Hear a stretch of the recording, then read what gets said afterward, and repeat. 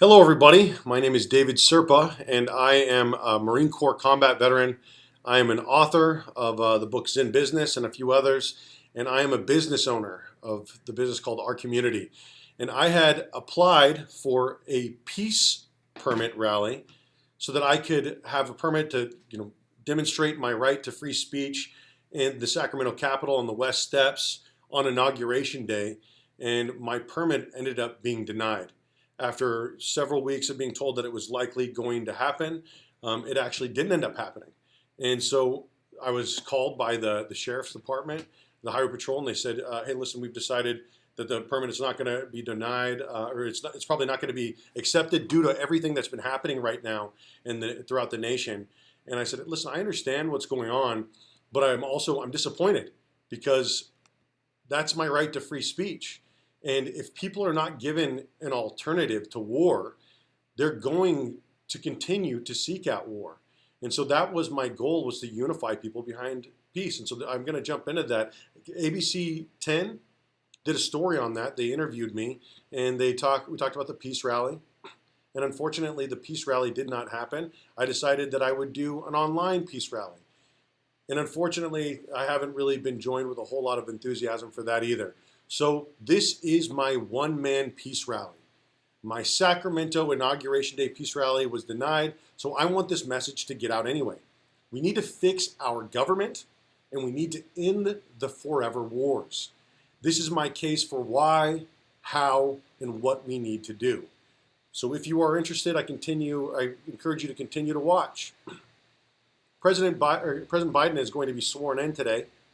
It is Inauguration Day, and he will be the fourth president to maintain this 19-year war going on 20 years. And President Trump ran on draining the swamp. He himself talked about ending the wars, and he didn't do it. President Obama said that he was going to end the wars. At one point, he said within months the wars would be ended, and yet here we are, continuously doing this again. President Bush at one point said mission accomplished in 2003. And so it is no wonder why, with no one being willing to stop this machine, that it is running completely out of control. We were warned about the military-industrial complex, and what happened on September 11th killed 2,996 people, almost 3,000 people. And that pales in comparison what has happened since throughout the world.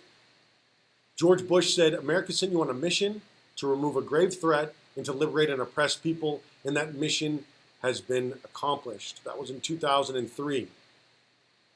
President Obama said, 4 years ago, I promised to end the war in Iraq. We did. I promised to refocus on the terrorists who actually attacked us on 9/11. We have. We've blunted the Taliban's momentum in Afghanistan, and in 2014, our longest war will be over. A new tower rises above the New York skyline. Al-Qaeda is on the path to defeat, and Osama bin Laden is dead. And yet, here we are. President Trump said great nations do not fight endless wars. And he talked about the drawdown. And whenever asked to commit to a drawdown number, was 4,000 to 8,000, we wouldn't commit to numbers. And then I would hear from my friends who are contractors that they were headed into Iraq.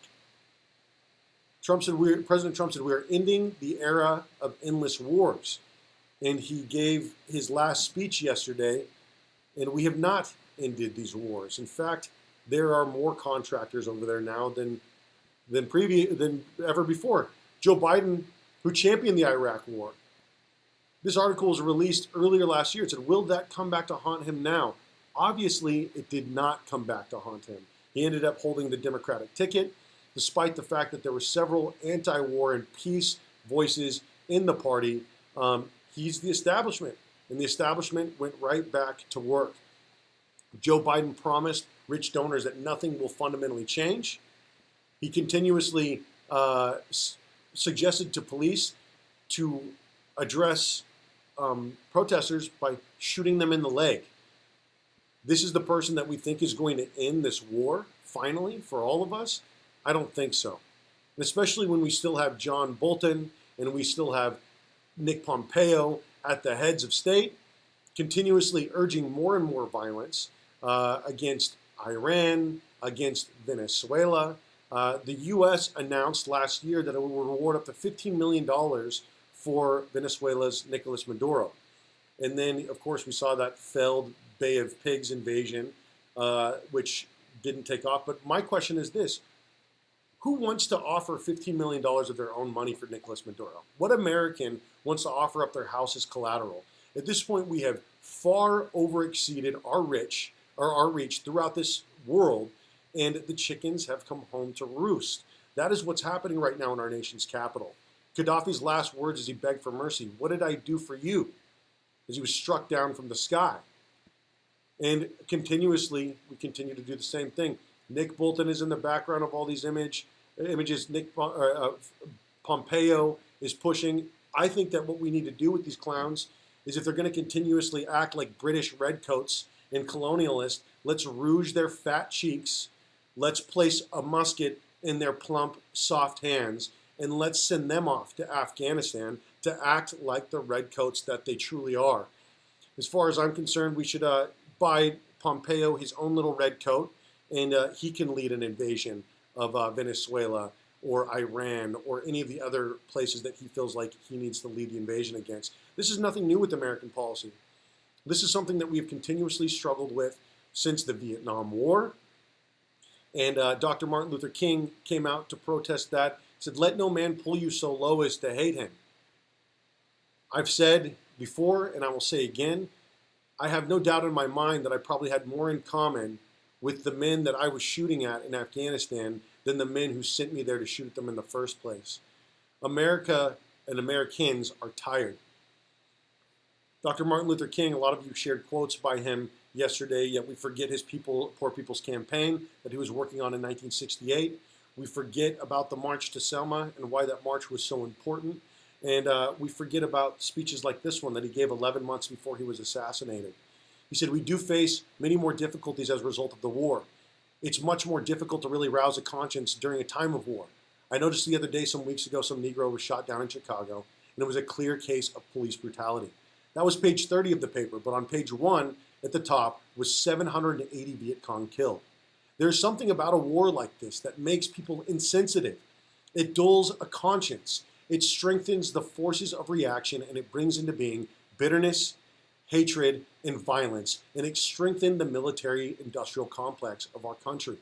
It made our job much more difficult because I think we could really go along with some of these programs if we didn't have this war on our hands. That would cause some people to adjust to new developments, just as they did in the South. They said we'd never ride the bus with us. The blood would flow in the streets. They wouldn't go to school and all of these things. But when people came to see that they had to do it because it was the law, they finally adjusted. I think white people all over this country will adjust once the nation makes it clear that in schools and housing, we've got to learn to live together as brothers. This world is far too small for me to feel like I can leave this world back to my children. This world that we inherited. Afghanistan civilian casualties exceeded 10,000 people for 6 straight years. Americans, we lost our minds when almost 3,000 people were attacked, as we should have. But now, every year in Afghanistan, there have been 10,000 civilians that have died for 6 straight years. In Washington, the Washington Post reported 15 years after the Iraq War began, the death toll is still murky. This person summed it up and said at best 600,000 dead, possible over 750,000 dead as of March of 2018. And there are still contractors in Iraq. There are still soldiers in Iraq. We don't need to lose one more father, one more mother, one more son, one more brother, sister, cousin, nephew. It is time for everyone to come home. Every year, America spends $934 billion on war. It's estimated that the U.S. military spends $934 billion in every calendar year. And just 3% of our budget would end starvation on Earth. Just 1% of our budget, our defense budget, would lift every man, woman, and child above the poverty line in America. Our problems are here. And what are we so afraid of? We've got the Pacific Ocean on one side. We've got the Atlantic Ocean on the other. To Mexico, to the south, we've got Mexico and a vast array of deserts, and to the north, Canada. And yet our spending is equal to that of every other country on the planet. We have 800 foreign military bases. The states with the most active duty members and reserve members in the military are California. California, 184,000. We have 20,000 more members of 20,000 more Californians than any other state. What would happen if we were to focus our resources here? California is home to the fifth largest GDP, the fifth largest economy in the world. What would happen if we stopped spending so much of our money overseas? What would happen if we started reinvesting our tax dollars right here at home? And what could we do What could we do with it? I remember when California was burning to the ground in August of last year, President Trump threatened to withhold California wildfire funds, federal aid, during a time of tragedy when people were losing their houses. Well, what if we, as Californians, refuse to send our tax dollars to a government that continuously wages illegal wars overseas? Congress has yet to file an official declaration of war. And yet here we are, continuously fighting these wars. California has the third highest homeless population in the U.S. Aren't our problems here? Aren't they right here in California? And if our problems are here in California, what are we going to do about them? I'm going to break that down for you right here. And first, I want to tell you, if you want to log into the Zoom call, I've had this link posted for quite some time. As of right now, there is not a guest in my Zoom Peace Rally, as I expected. That being said, if you do log in, you'll find the eCam link. You can actually join me on this broadcast, though I don't expect to see anybody. So if our problems are right here, what are we going to do about it? Well, one, I suggest that we invest in what I call the Golden State Dividend. You've heard the term universal basic income brought up a lot over the course of the last couple of years as Andrew Yang contributes, gives that to the global consciousness. And what happened is it was just an arbitrary number, $1,000, $2,000, we never asked about it. What if we based that monthly dividend on our gross domestic product of the previous quarter? Well, what would happen is Californians would be incentivized to buy California-made products. We would be incentivized to vote intelligently on tax incentives or tax programs that are not going to yield a result or a return. And it would make us smart voters, it would make us financially more aware, and it would create more jobs right here in California. Finally, we would have a government of, by, and for the people. Right now, we don't have a government of, by, and for the people. We are more like a product owned by our government. I would encourage California to invest in desalinization. Clean water has always been the government's job, and yet there are 1 million Californians living in Central California who do not have clean drinking water. Our own governor, Governor Gavin Newsom, has declared California's water is as bad as Flint, Michigan's. If we invested in desalinization, it would pay a dividend for Californians. Water has been called the new gold. We're next to a rising ocean. If we see private corporations are investing in desalinization, wouldn't it make sense for California to do the same? Number 3, we should invest in nuclear energy. Nuclear energy is clean and it's safe. It is the only type of energy that has zero CO2 emissions. We've already been using outdated nuclear for years. It accounts for over 20% of the grid, which is far more than wind and solar, which account for 1% and 2% respectively. And in addition, wind and solar requires the use of oil to produce. Number 4, I would encourage California to start making the California State Guard a more viable option for those Californians looking to serve their country, looking to serve their state, while not necessarily leaving their state. Sebastian Junger talks about exploring what service without a rifle looks like. What if we were to give Californians an opportunity to serve here? give young people a better export than violence. People are our greatest resource, and I believe that we should start acting like it. Now, we could have Californians coming in, and instead of being so bold as to believe that all of our time and energy and money should be invested by building schools south of the border or in Africa or in clean water in other places, we should understand that we have a great deal of problems right here in California. And we've bought the lie that government does not work. We don't expect it to work, and we've gotten over that. Government has to start working. On to that point, we need to audit California. We should track every dollar. We don't need to talk billions and millions and trillions. We need to start tracking the amount of people, or the dollars and cents. It shouldn't be a big pie graph. It should be a line item. We can't continue to spend more money until we stop hemorrhaging money. We need to stop the bleed before we pump in more blood. We also need to audit every entity of government. We should audit the lottery. Why are our Los Angeles schools struggling? Why is California struggling? There's so much tax money being pumped into the system, and yet we're not utilizing it properly. Governor Newsom wrote a book about called Citizenville. And in it, he talked about streamlining government. He talked about utilizing technology. And what has happened since he has taken over? Government is ripe with bureaucracy. It is ripe with redundancy. And we need to streamline it. And finally, number 6, I would encourage you to run for office. The two-party system is dead. It is time to overwhelm the duopoly, contest every seat, so that we start turning blue seats red and red seats blue in an attempt to turn them green. Democrats have had a supermajority in this state for a long time. What have they done with it? They could have done anything. They could have passed a universal basic income. They could have passed Medicare for all in California. In fact, that $21 billion surplus that we were boasting at the beginning of last year was saved up to do just that. But when President Trump unreeled Obamacare, instead of spending that money the way that we had expected to spend it, we didn't do anything with it.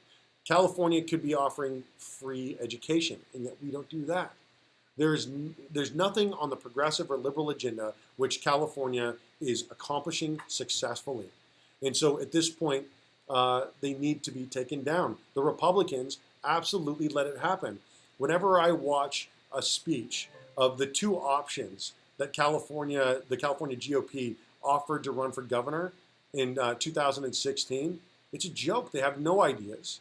They offered nothing of substance. And all the while, Democrats have run amok in California while accomplishing very little of substance.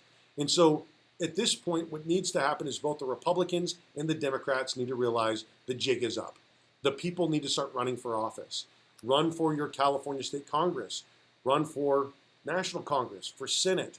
Run for City Council. We need to get to a point to where we are not just thinking about who is running for president and then expecting them to solve every single problem all the way down. What are you doing? Why are you afraid to run for office?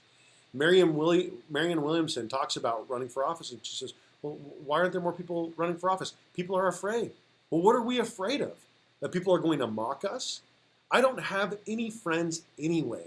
I'm autistic. I rub people the wrong way. People that are my friend share my last name. I work with a lot of people. I'm at a point in my life where I have shot at human beings overseas. I brought back a friend of mine who used to be alive and is no longer pursuing his life. He no longer has a heartbeat. His feet are no longer on this side of the dirt, and I'm frustrated about it. I'm angry. And right now I'm looking at the Democrats and the Republicans, and neither one of them are taking the anti-war stance, just like in 1968. And what happened in 1968 when JFK was assassinated? What happened when the day after he won in California? What happened after Martin Luther King was assassinated? We have to change our global consciousness by addressing our localities. We have to address our local governments. We have to ask our California senators, why are we not trying to end the war? Why are we not investing in people here? And so at this point, I'm tired. I don't care if I'm your friend. I don't care if you like me. I'm exhausted. I've been putting up with this stuff for far too long without saying anything. And then when I applied for a permit to speak, it was denied. So what do? What can we do? I can, for one, stop caring whether or not you like me. I want you to run for office. Contest me every step of the way. But stand up for something. Because we're at a point right now to where no one is standing up at all. No one is running for office. We have no national leadership. We have no one really willing to take the people's platform. And so the people are misrepresented or underrepresented while the proletariat swells. Now, what happens when the proletariat swells? Well, what happens is revolution, what we're seeing right now. I don't want to see violent revolution in the streets of California, in our nation's capital. I want for people to find peace, to realize that on the left side and the right side, we have more in common with one another than the people that are dividing us at the top. I'm very tired. I'm very frustrated. I almost didn't do this today because I knew once again that I would be doing this on my own after the permit was denied. But I decided that it's time. I have to speak up. I have to say something, even if my permit was denied, even if my right to freedom of speech was denied, even if this video is taken down because of my truth that I'm speaking. I had to say it. So there it is. That was your one-man peace rally. It is the best that I could do today. Offer you some solutions, some alternatives, some things that we could do to raise our local and global consciousness and take our government to the mat so that we stop focusing on division. My brothers in Afghanistan, my brothers in Iraq, my brothers in Iran and Venezuela, all of the people of Hong Kong, the people that are rising up in France, everyone throughout this world is frustrated right now and taking on their locality. India had the largest protest in world history. 250 million people took to the streets, and no one in America is talking about it because they are absolutely terrified about what will happen if the people unite and rise up and stand together. Too often, my friends on the right point fingers at Antifa or at BLM. Too often, my friends on the left point at people who are Trump supporters, Trumpers, and say, discredit them and their entire platform.